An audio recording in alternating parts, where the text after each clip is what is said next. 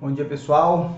Hoje, 4 de maio de 2021, vamos começar aqui mais uma aula de sistemas distribuídos. Temos aqui os alunos que estão propondo sistemas aí para serem avaliados como A2, sistemas distribuídos, e vamos continuar o refinamento aí. Então vamos ao grupo aí.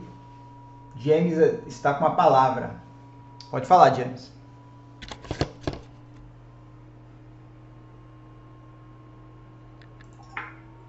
Então, recapitulando aqui, a nossa ideia de aplicação distribuída é a implementação de uma API que ela vai consumir e retornar os dados detalhados referente ao Covid-19 no Brasil.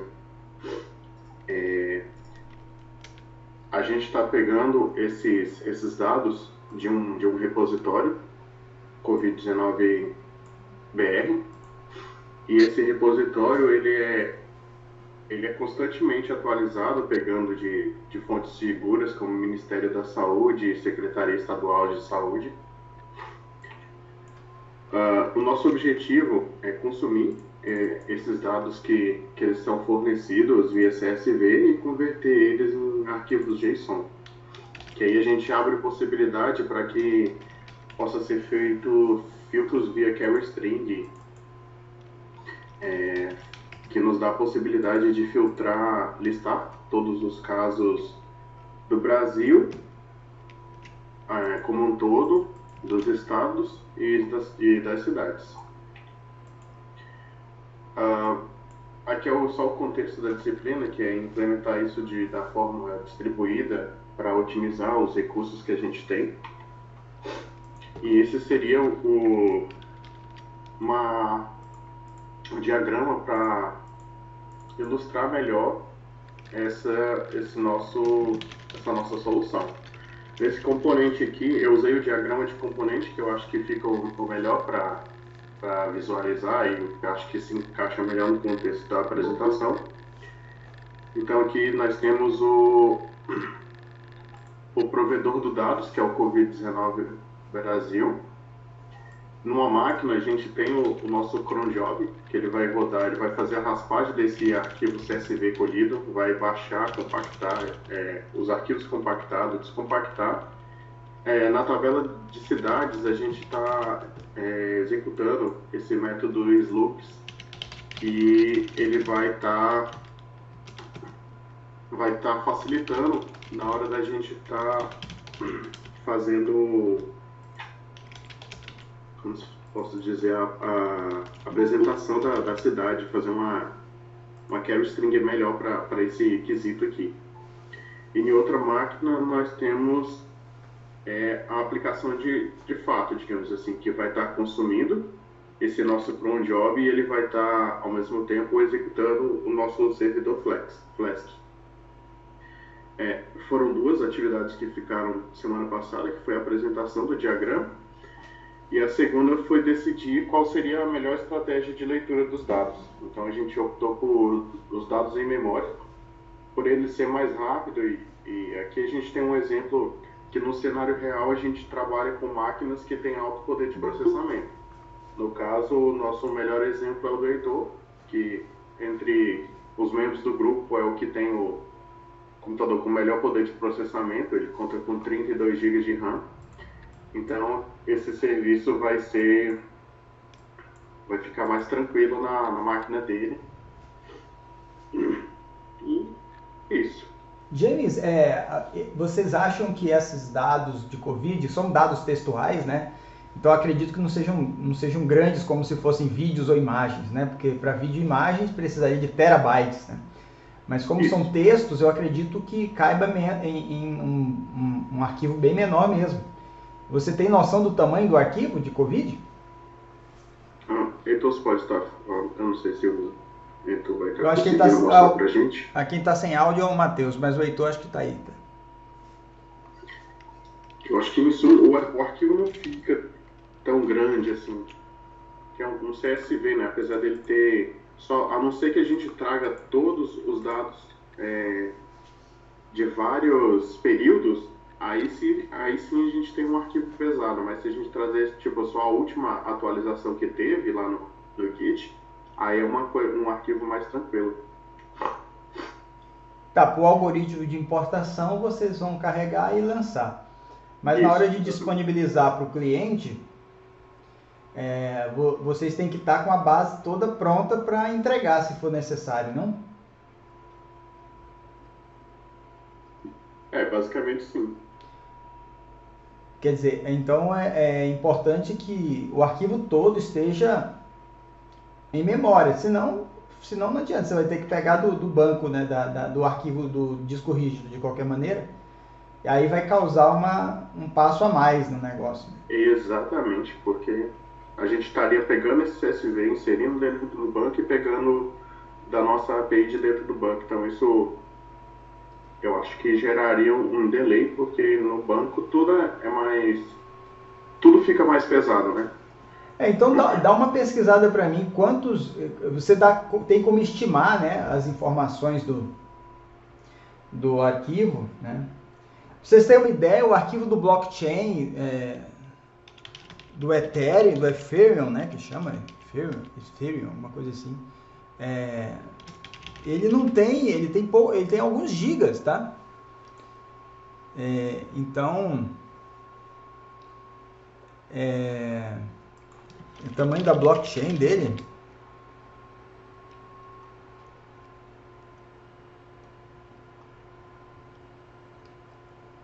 o blockchain do Bitcoin ele tem mais ou menos 300 GB, tá?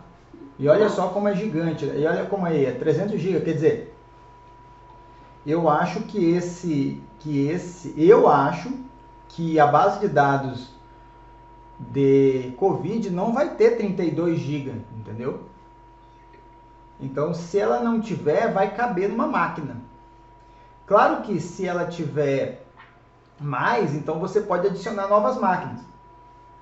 Se tiver 64 GB, então 4 máquinas de 8 GB resolveria, ou um pouco mais, porque às vezes tem a memória do sistema operacional, né? Então essa é uma coisa que vocês têm que explicar.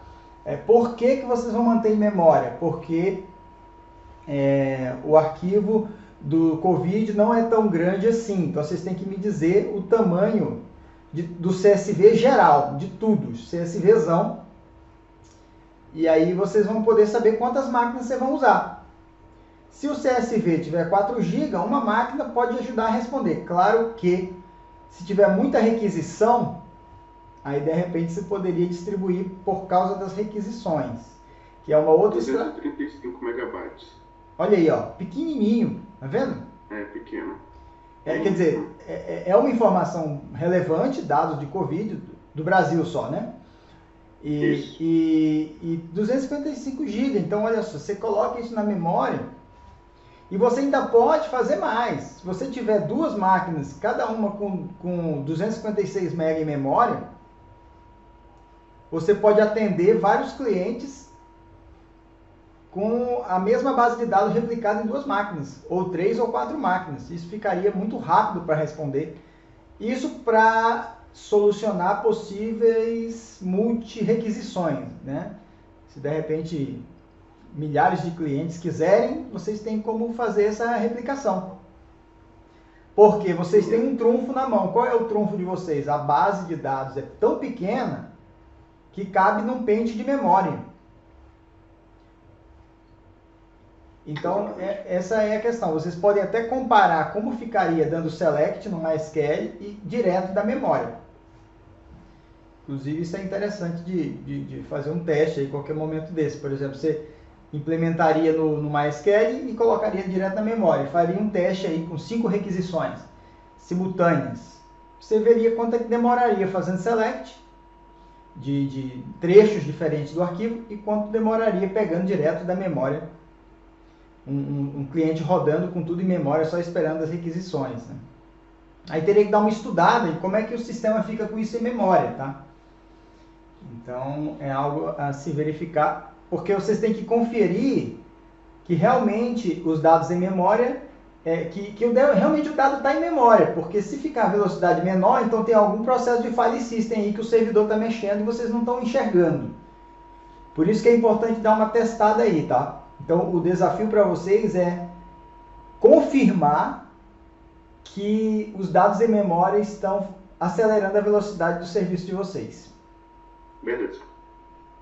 Mas eu gostei aqui da implementação, aqui tem um diagrama. Vocês também me falaram como o algoritmo de importação ocorrerá, para vocês rasparem os dados, né? E a disponibilização, que será em memória. E fica aí para o desafio futuro de vocês, o próximo desafio, né? Seria, vou colocar até aqui, seria comparação do acesso, comparação da velocidade em memória / em disco. É importante anotar o seguinte, ó, não adianta você dizer que guarda em memória se toda vez que tiver uma requisição, o teu servidor for ler do arquivo CSV, porque aí ele vai ter acesso a disco. O importante é que o serviço já esteja com tudo em memória. Quando ele receber a requisição, ele já pega da memória. Esse que é o desafio. Tá? Então, verificar como é que faz isso daí. E aí o benchmark é a comparação, usar algum processo, alguma função que marca o tempo, né? Para poder comparar isso daí. E aí quando tiver pronto para valer mesmo, dá até para comparar, botar 1000 requisições de um lado, 1000 requisições do outro, para comparar bastante a diferença de tempo. Obrigado então. Vamos passar para o próximo grupo. Pode ser o Igor. Valeu. Pode ser o Igor, ou o grupo do Igor, o grupo do Antônio, o grupo do Davi. Oi. Pode ser a gente? Pode sim. Pode assumir aí. Oi? Pode apresentar a tela aí, fique à vontade. Ok.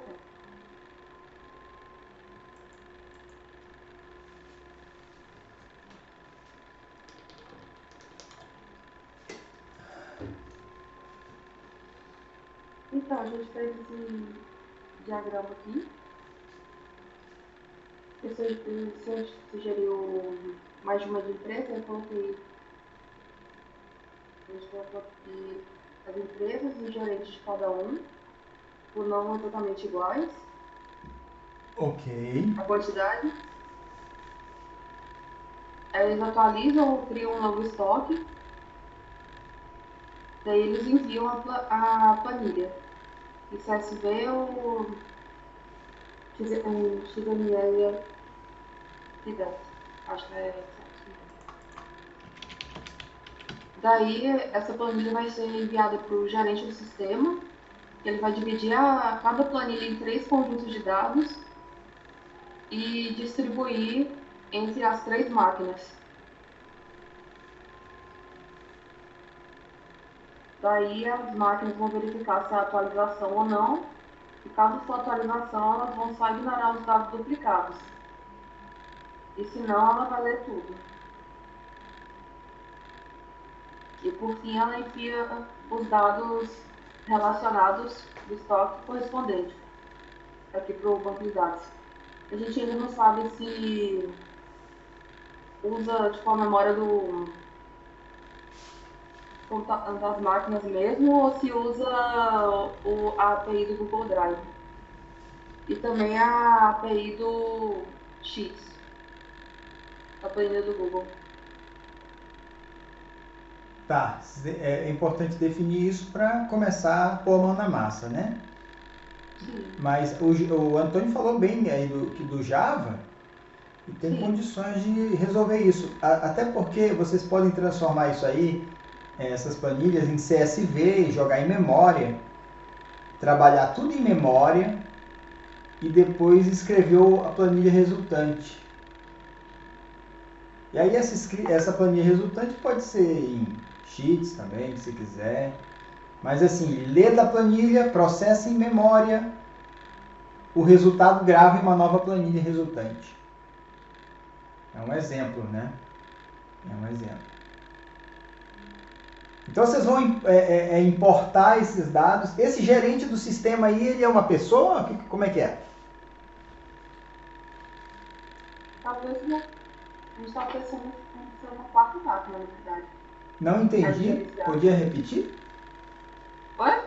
Por favor, pode repetir, que falhou aqui para mim. Ah, sim. A gente estava pensando em ser uma quarta máquina. Tá. Para gerenciar. Ele vai dividir. Né? O trabalho dele é mais rápido, né? Por isso que uma máquina só para isso. Ele pega e divide, fatia, né? Sim. A gente estava pensando, de repente, o computador, esse aqui, ser o gerente e daí criar 3 máquinas virtuais. Deixa eu perguntar uma coisa. Por exemplo, que se eles enviarem, essas 3 empresas, cada um envia, por exemplo, 200 planilhas de estoque, né? Então você vai ter 600 planilhas sendo enviadas para esse gerente do sistema. Suponha que... Peraí que o Antônio está entrando aqui. Ô Antônio, tudo bom? Entrou aí, sua apresentação está em curso aqui. Bom que você acompanha o raciocínio. Vou repetir aqui. Bom dia, professor. Bom dia. Suponha então que, olha só, a empresa A tenha 250 planilhas, a empresa B tenha 250 planilhas, a empresa C 250 planilhas, né? E aí, de repente, por alguma coincidência, naquele exato momento, 500 planilhas estão sendo enviadas aí. 200 de uma, 200 de outra e 100 de outra. Esse gerente do sistema aí, que seria uma quarta máquina, vai estar recebendo 500 planilhas simultaneamente. Então ele vai fatiar cada planilha em 3. Então vão ficar 500 dividido por 3. Vão ficar 166 fatias aí. Para cada máquina processar, né? Quer dizer, essas fatias, elas não, na minha opinião, não podem mais estar no formato planilha. São conjuntos de dados mesmo, né? São estruturas de dados em memória. Pode ser até se quiser mandar em arquivo CSV, né? Cada máquina lê um arquivo CSV de tamanho 166 e processa isso daí. E no final, alguma máquina final aí, eu não sei que máquina é essa, se é uma quinta máquina, alguém tem que juntar os três pedaços em uma só de novo, certo?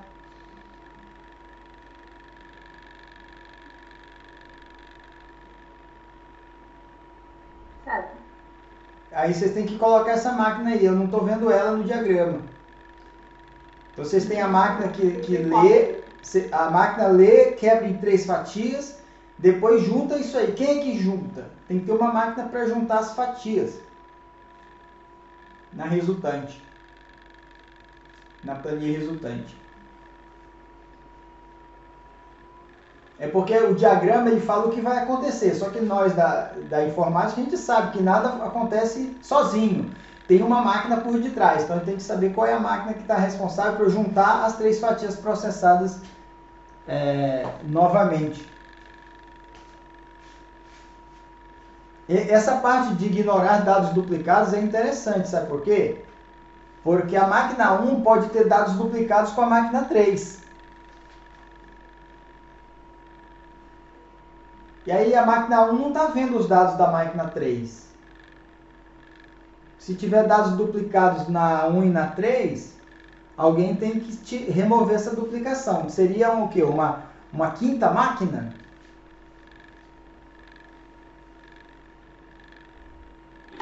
Não, acho que seria só um processo de visibilidade da máquina. Tipo, por exemplo, a máquina,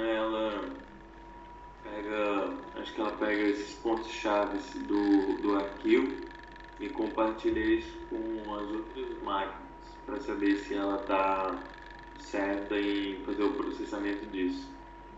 Mas aí também é difícil porque, por exemplo, às vezes vai depender de como que vai funcionar a planilha, né?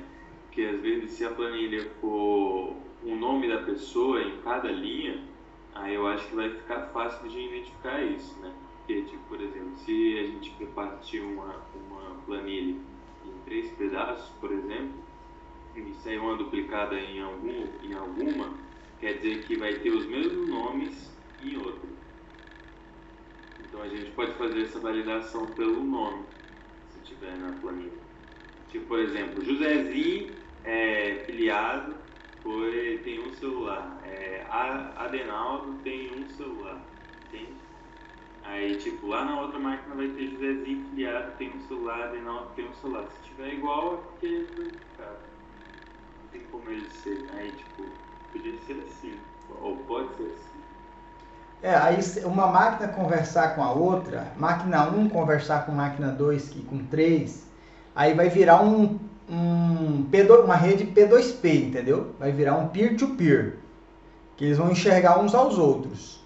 Isso acrescenta uma certa complexidade. Tem uma outra solução também, vê aí se fica legal. Se vocês colocarem dados... não colocar dados do mesmo Josézinho em máquinas diferentes, colocar tudo na mesma máquina. Você agrupar as fatias pelo nome e não deixar que o mesmo nome se divida, né? Garantir que não haja duplicação em máquinas diferentes. Vai desbalancear um pouquinho, mas não muito, na minha opinião. Então, todos os dados do João ficariam na máquina 1, todos os dados da Maria na máquina 2, todos os dados do José na máquina 3. Você não teria José em 2 e 3 ao mesmo tempo. Só que isso requer um certo processamento inicial para garantir que as duplicidades não estão em máquinas diferentes. Então, tudo isso tem um custo também. Vocês estão me entendendo? Uhum. Aí vocês têm que reunir e decidir a estratégia que vocês vão usar. Se vocês vão realmente mandar tudo para as máquinas, bagunçado mesmo, aí cada máquina vê as outras. Só que veja, cada máquina tem que ficar olhando a outra toda hora. A não ser que os descritores das outras máquinas sejam enviados para cada uma delas. Então você teria uma cópia do cabeçalho dos outros arquivos enviado para cada uma das máquinas. Isso, justamente isso. Seria o índice, né? Uma cópia do índice, né? Uhum. Aí, tipo, por exemplo, é como se fosse Também teria como, por exemplo, a gente usar uma criptografia... não criptografia, mas tipo... Código hash, um hashing aí? Para um certo tipo de index. Aí, se o hash de um bater com o hash de outro, é porque são iguais, e aí pode excluir. E aí a gente diminui essa troca de dados por quantidade de identificador. Que aí, tipo, se esse hash deu isso, é porque o mesmo processo de compilação de outro hash deu a mesma coisa, então quer dizer que eles são iguais. Então a gente pode excluir de uma e aí fica para outra. Tá, então olha só, o algoritmo de vocês tem que considerar aí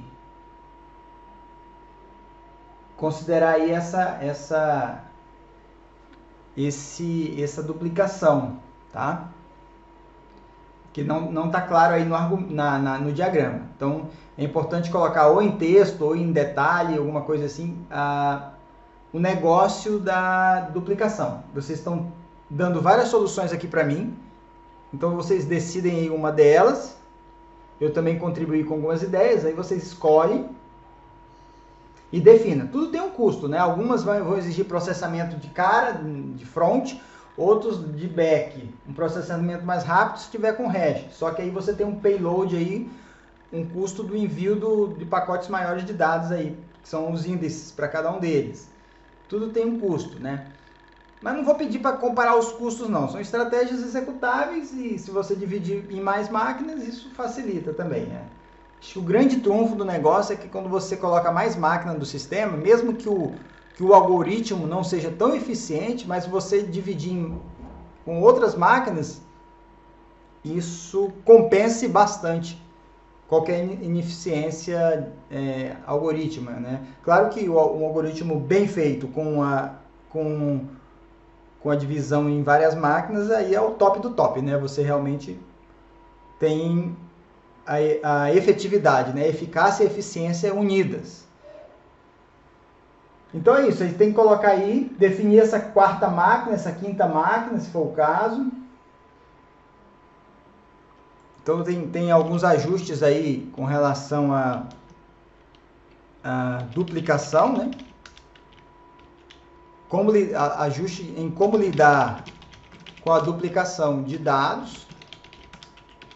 E aí a disponibilização, vocês vão disponibilizar em planilha, né? Então vocês vão disponibilizar em planilha.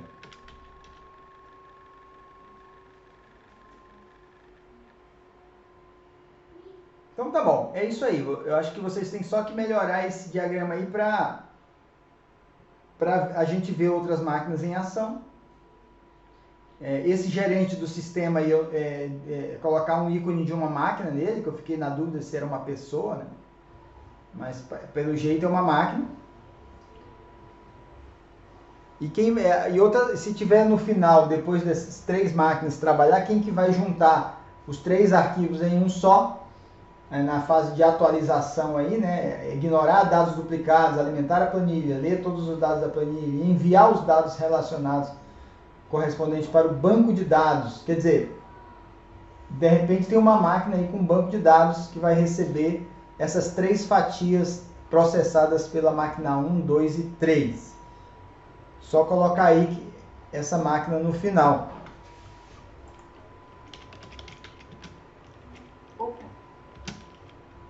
Então é isso, são ajustes do diagrama, máquinas envolvidas no início e no fim. E no fim do processo. Tá bom, então. Obrigada, professor. De nada. Bom trabalho aí, obrigado. Vamos aí pro próximo grupo. Pode ser quem? Heitor? Quer dizer, Igor. Pode, Igor. Pode apresentar aí.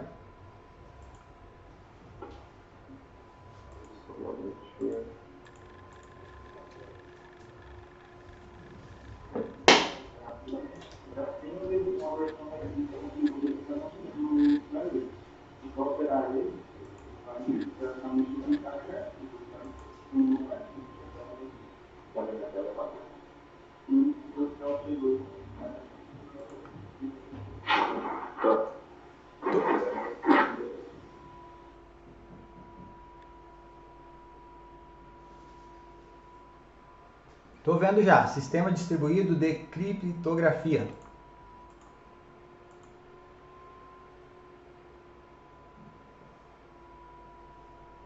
Então, professor, a nossa ideia é criar um sistema de criptografia onde, basicamente, a gente pode fazer criptografia de texto simples, né, eu digitando tela, ou a criptografia de arquivo. Eu tenho um arquivo de texto, eu envio, e aí ele vai criptografar. E aí, a ideia é você conseguir utilizar vários tipos de criptografias diferentes. Nesse caso, a gente pode trabalhar com a criptografia NCA, né, que trabalha com chave, a criptografia DES e várias outras. E isso aí a gente poder deixar disponível em tela para o usuário escolher dentro do nosso sistema. Certo? E aí a ideia é criar um web service para isso, utilizando a ideia do Spring Boot, que facilita muito, né? A criação, a gestão. E, além disso, ele tem uma integração muito boa com o Heroku, né? Que, no caso, vai ser onde a gente vai criar nossas máquinas. Certo? Aí a ideia do distribuído é: chegou um arquivo muito grande, eu preciso criptografar esse arquivo como um todo. Então, dependendo do tamanho do arquivo, eu vou separar em máquinas, cada máquina vai fazer a criptografia e depois a gente faz essa junção numa outra máquina para poder devolver para o usuário essa informação. Aí um diagramazinho simples seria a ideia de a gente tem a nossa máquina, né, do usuário, ele envia os arquivos para o nosso servidor e o servidor depois devolve um arquivo criptografado junto com a chave.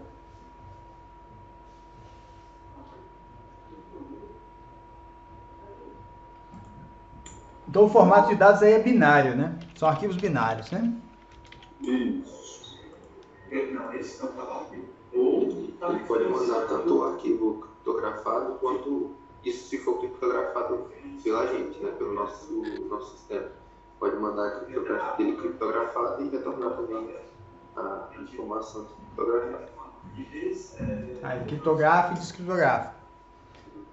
Aí agora esse diagrama aí, vocês podem melhorar ele colocando ilustrando a escalabilidade, tá? Você colocou uma máquina só aí, que é o servidor de criptografia, mas caso sejam enviados aí 50 mil arquivos ao mesmo tempo para ser criptografado, provavelmente ele vai precisar distribuir essa carga aí, né? A ideia é que a gente está pensando aí, e aí vendo os outros diagramas, a gente fica bem simples. Mas no caso, a gente está definindo algumas coisas ainda, até o final do dia eu vou estar te enviando o diagrama completo, tá bem? Tá, tudo bem. Então ele vai disponibilizar o próprio arquivo a própria máquina que criptografa, ela descriptografa, então ela vai estar disponível aí para receber e enviar, né? É uma estratégia, um modelo cliente-servidor, no caso, né? Justamente.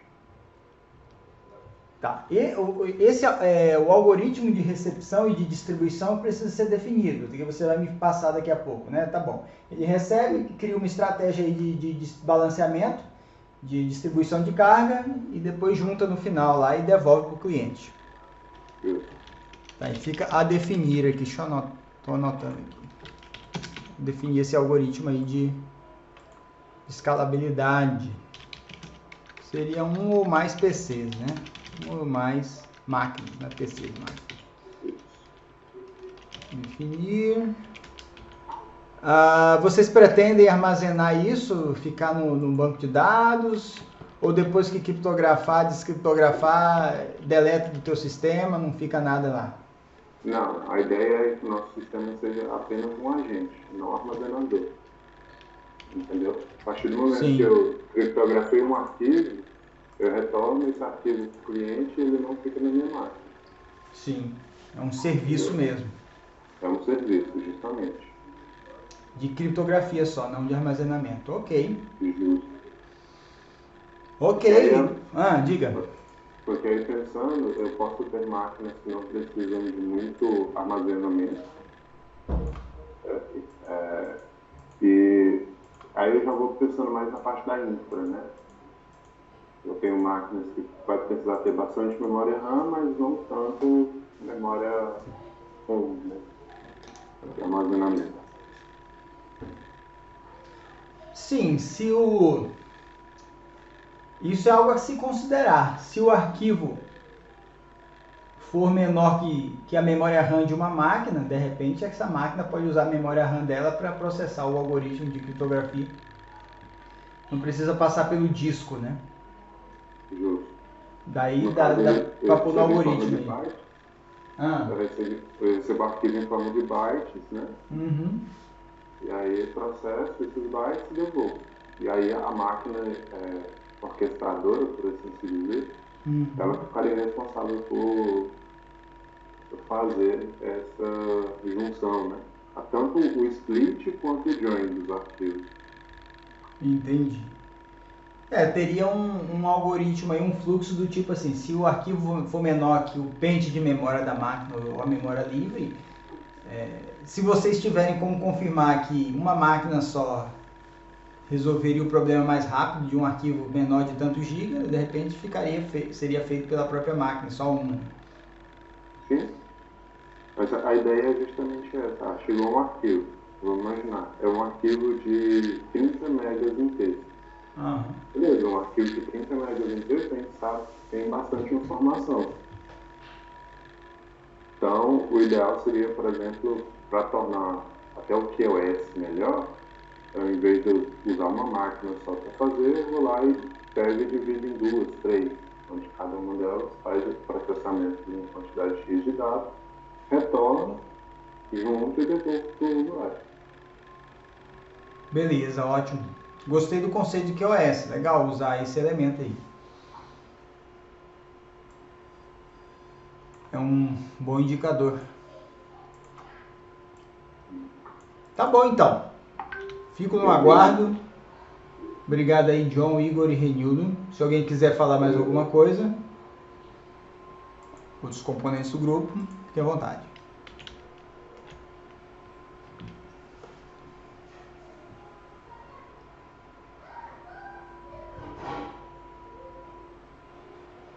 Finalmente, Davi Leonardo. Opa. Bom dia, agora está com vocês aí a palavra. Só um momento, pessoal. Tudo bem.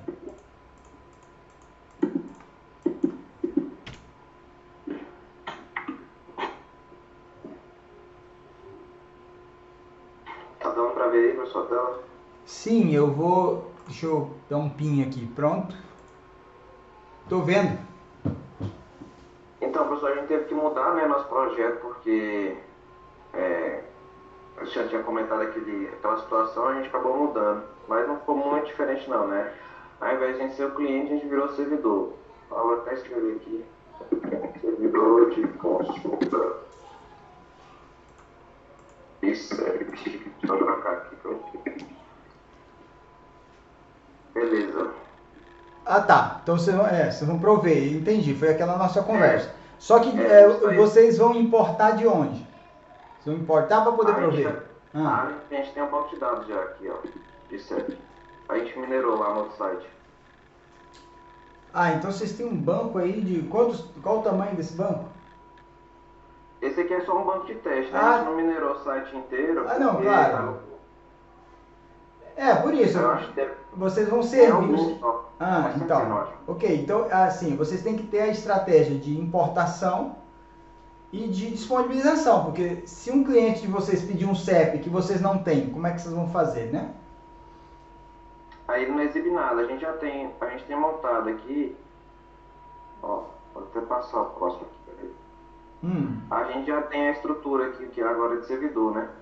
Agora é com Apache mais o PHP e usando as bibliotecas que já vem do PHP, o Perse e o JSON, né? E aí as requisições HTTP mesmo. E aí agora a gente está passando agora o cliente vai usar esse link aqui, né? Quando ele quiser consultar. E assim, a gente já fez a parte inicial de consulta. Eu vou só para o último slide aqui, depois eu vou mostrando na prática. O fluxo, né? Esse aqui é bem básico, né? Não tem muito mistério. O usuário insere o CEP é consultado no banco de dados e o sistema retorna os dados aqui de CEP. E caso não encontre nada, a página retorna em branco, né? Deixa eu abrir aqui. Ó, aqui é um exemplo de um CEP que existe, né? Que está cadastrado lá no banco. Aí retorna o endereço, cidade e o estado. Aí se não existir, por exemplo, se eu botar um 9 aqui,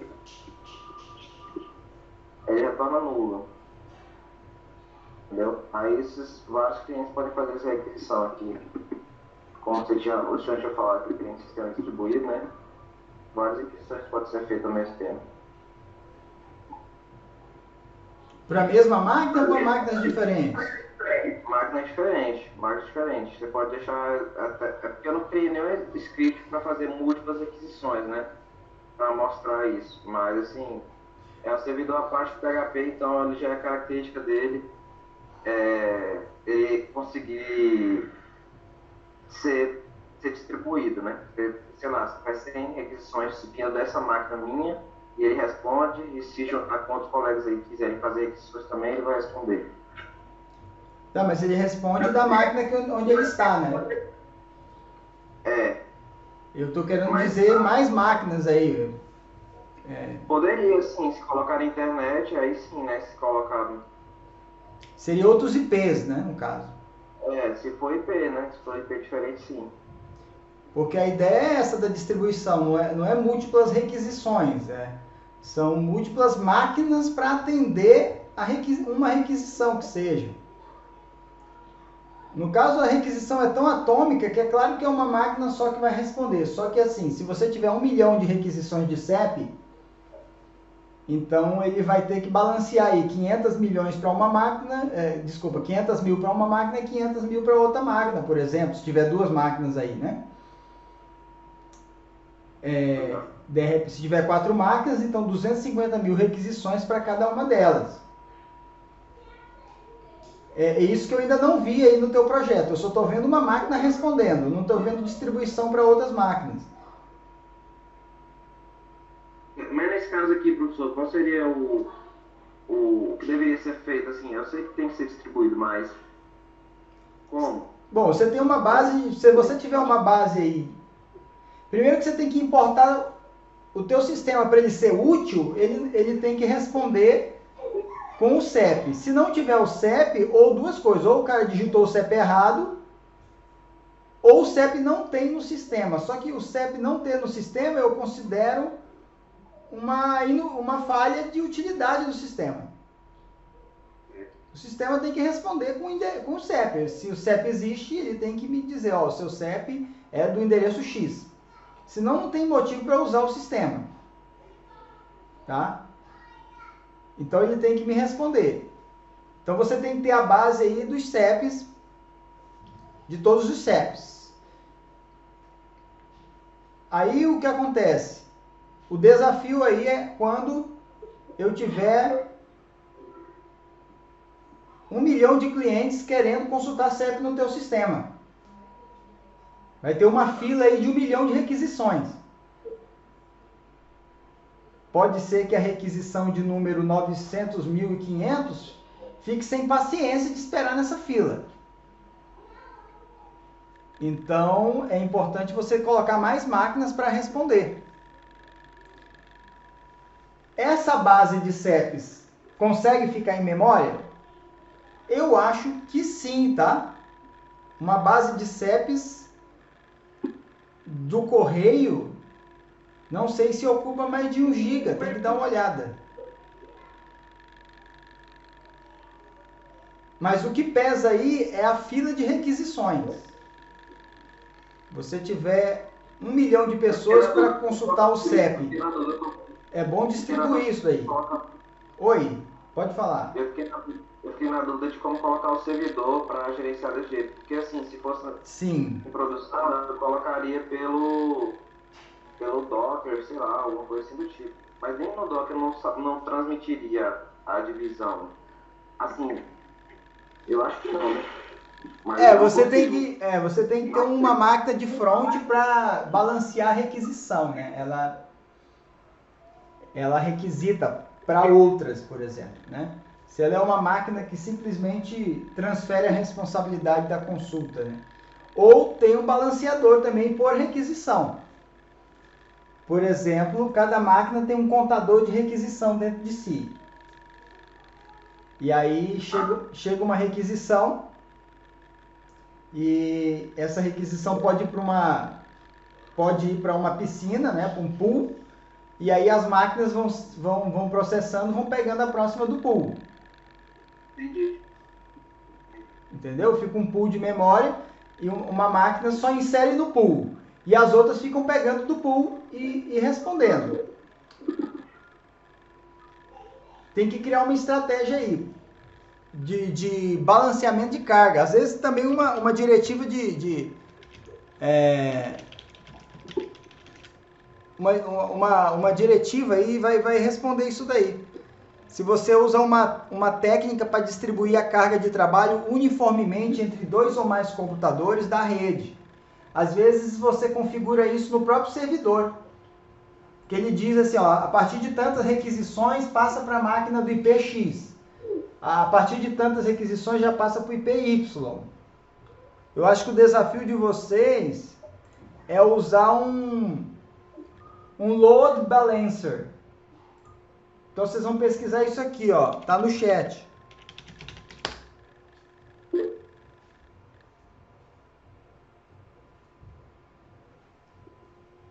Tá? Ele é um balanceador de carga, porque o Apache, para ele vai fazer tudo sozinho numa única máquina. Mas tem que ter um cara na frente aí que diz, ó, eu tenho 3 Apaches, uma em cada máquina, cada uma com IP diferente. Se o Apache do IP 1 está muito pesado, já tem muita requisição para ele, eu vou passar para o IP 2. Se estiver muito pesado para o IP 2, eu passo para o IP 3. Então, o teu sistema tem que ter essa inteligência aí, entendeu, Davi? Entendi, professor. Então, vocês podem ter uma cópia do banco de dados em todas as máquinas, porque a base de dados de CEPs não é tão grande assim. Não é de terabytes, é uma base de gigas. Então ela cabe em qualquer máquina. Você pode ter uma cópia inteira em cada uma das máquinas, talvez até em memória. Dá para conversar com o James, aí o pessoal que eles estão bolando alguma coisa para ficar tudo em memória, que aí fica mais rápido ainda. Cada máquina vai consultar a sua memória e devolve a informação. Por que várias máquinas? Porque se tiver muita requisição, tipo 1 milhão de requisições, eles quebram isso aí, se tiver 4 máquinas, 250 mil requisições para cada máquina. E se cada uma dessas máquinas estiver acessando direto a memória, então você tem uma resposta mais rápida ainda. Tanto se você adicionar novas máquinas, a performance vai aumentando exponencialmente. Entendeu, Davi? A estratégia aí? Você tem que pensar assim, joga um número de requisições lá nas nuvens, lá em cima, e aí você se pergunta, como é que o meu sistema vai se virar nessa situação de aperto? É mais ou menos aí que entra a distribuição, para balancear isso daí. Beleza, professor. Eu não sei se o Rafael está aqui. Por quê? O Rafael tá na turma? O Rafael não, Leonardo. Pois é, eu queria ver o Leonardo aí, porque o Leonardo, eu não sei como é que tá o conhecimento dele de desenvolvimento de programação, mas ele precisa te ajudar. Eu acho que ele faltou hoje. Depois eu vou conversar com ele. Tá bom. Mas ele ia o diagrama. O diagrama tá com ele, entendeu? Tá bom, vocês ajeitam isso daí. Mas o mais importante é isso aí, uma solução para responder. Vocês têm que ter a base toda de CEP aí com vocês, para vocês responderem a contento milhares de requisições simultâneas. Tá? Igual um Netflix aí, um YouTube da vida. Um monte de gente jogando vídeo lá e ele não tá nem aí, tá? Ele tem milhares de máquinas para ajudar ele, então ele não reclama de nenhum. Então é a mesma coisa, CEP do correio, tá todo mundo hoje consultando o CEP do correio para mandar a encomenda de um lado para o outro do Brasil, milhões de requisições aí, sei lá, a cada tanto tempo. E o Correios não está reclamando, né? Ninguém vê o correio lento. Né? O site de consulta de CEPs do correio está todo funcionando a todo vapor, porque eles têm máquina lá para suprir uma alta concorrência de requisições. Então é isso, eu não estou dizendo para você acrescentar máquina, mas se precisar, você pode acrescentar, o seu sistema vai dar estrutura para acrescentar novas máquinas. É só comprar a máquina, não tem dinheiro, tudo bem, mas se você tiver dinheiro, é só comprar a máquina e botar lá que o sistema vai aceitar. O seu sistema já vai ter essa capacidade, entendeu? De aceitar novas máquinas para melhorar a performance. Qualquer dúvida você me pergunte aí, mas a chave do negócio é essa, acrescente novas máquinas, acrescentar novas máquinas para resolver o problema de mais requisições, que aumentou o número de requisições de um dia para o outro. Sei lá, o teu site ficou famoso. De um dia para o outro, aumentou o número de requisições e para o teu sistema não sentar, né, como a gente diz por aí, para ele não arriar, ele precisa dar um suporte. Aí eles ligam para o Davi. Davi, o sistema arriou aqui, e agora? Aí se você disser, não, tem que programar de novo, aí vai demorar mais 4 meses, aí acabou o projeto, né? Sei lá o que acontece. Mas você fala assim, não, você tem dinheiro aí, pega uma máquina aí, joga aí do lado, põe na rede, e eu acrescento aqui uma configuração aqui, pronto. Aí sim, em um dia você resolve esse problema, é só ter máquina.